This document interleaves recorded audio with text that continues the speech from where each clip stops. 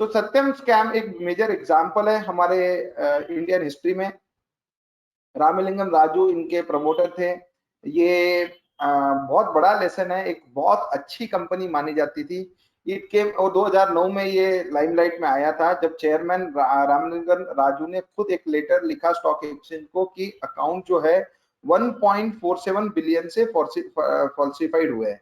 तो अब ये फ्रॉडलेंट क्या एम्प्लॉय किया गया था। तो न्यूमरस बैंक स्टेटमेंट क्रिएट हुए थे एडवांस टू ये स्कैम को स्कैम होने के पहले बैंक की न्यूमरस बैंक स्टेटमेंट जनरेट हुई। बैंक अकाउंट जो है वो फॉल्सिफाइड हुए थे टू इन्फ्लेट, मतलब बैलेंस शीट का जो बैलेंस है, प्रॉफिट है जो था ही नहीं, उसको इन्फ्लेट करने के लिए बैंक अकाउंट्स की मदद से बैलेंस शीट को इन्फ्लेट किया जा रहा था। इनकम स्टेटमेंट इन्फ्लेट हुई थी इंटरेस्ट इनकम बता के कि फेक अकाउंट से इंटरेस्ट इनकम पे हम लोग पैसा दे रहे हैं ऐसा बता के ये अकाउंट्स में आपको लॉस और प्रॉफिट का इन्फ्लेशन हुआ था। 6000 फेक सैलरी अकाउंट्स क्रिएट किए थे। उसमें फेक सैलरीज डालते थे। 10 लाख रुपया इंटू आप 6000 कर लो। उनमें फेक मनी डिपॉजिट होता था इन अप्रोप्रिएट और वहां से फिर वो पैसा कहीं ट्रांसफर कर लेते थे।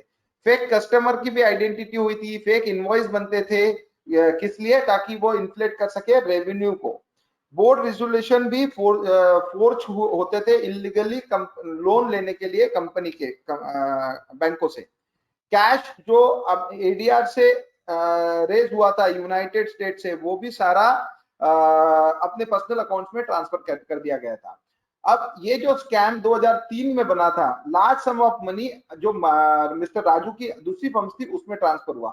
मेहताज इंफ्रा और मेहताज प्रॉपर्टी राजू की दूसरी कंपनी थी जहां पे सारा पैसा ट्रांसफर होता था। 2008 में बोर्ड ने यूनानियसली अप्रूव किया था ये दो कंपनी का परचेस करने के लिए। रीजन बताया गया था कि कंपनी का ग्रेटर डाइवर्सिफिकेशन होगा।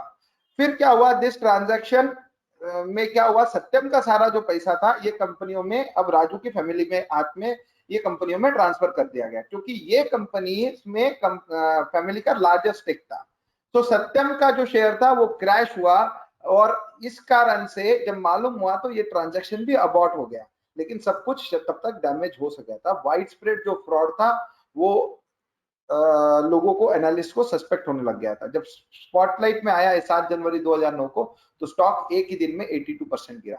तो ये सारी प्रैक्टिसेस होती आई है और होती आएगी, लेकिन हमें अलर्ट रहना है। हमें कहीं पे भी शक होता है ऐसा कुछ हो रहा है तो हमें अलर्ट रहना है। और एक भी स्टेटमेंट अगर अकाउंटेंट कुछ बोलता है, कोई फेक ट्रांजैक्शन है, उस कंपनी से सबसे पहले एग्जिट हो जाइए। अभी बीच में एक मनपसंद बेवरेज भी ऐसा ही था। कंपनी ने अपना पैसा अपने अकाउंट्स में, पर्सनल अकाउंट्स में ट्रांसफर किया था। ऑडिटर का जो ये होता है उसमें कुछ प्रॉब्लम आया था। तो ये सारी चीजें होती रहेगी। तो हमें अगर हमारा कोई शेयर में ऐसा इन्वेस्टमेंट है तो हमें अलर्ट रहना है। सो केयरफुली ये ऑर्केस्ट्रेटेड फ्रॉड था। इसका एक ही मकसद था कि प्रमोटर ऑफ सत्यम को आमिर करना। मनी जो था वो डाइवर्ट हुआ था वेरियस फर्म्स जो राजू की और फैमिली से प्रमोट हुई थी, मेहताज प्रॉपर्टीज और मेहताज इंफ्रा में। ये फंड डेवलपमेंट, इंफ्रास्ट्रक्चर और रियल एस्टेट असेट में ये सारा फर्म डाइवर्ट हो रहा था, mostly in the cities of Hyderabad, जो कि कुछ पॉलिटिशियन और ब्यूरोक्रेट्स की मदद से मिस्टर राजू ने जो अपने कॉन्टेक्ट बनाए थे वहां से ये सीधा रियल एस्टेट में ये बाइंग कर रहे थे।